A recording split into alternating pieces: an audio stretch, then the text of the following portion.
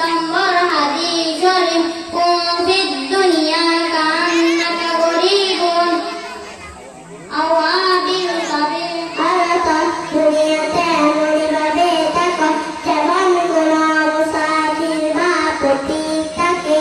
37 নম্বর হাদিস শরীফ ইন্নাল উলামা ওয়ারাসাতুল আমবিয়া আলাতা উলামায়ে কেরাম পয়গম্বরগণের ওয়ারিস।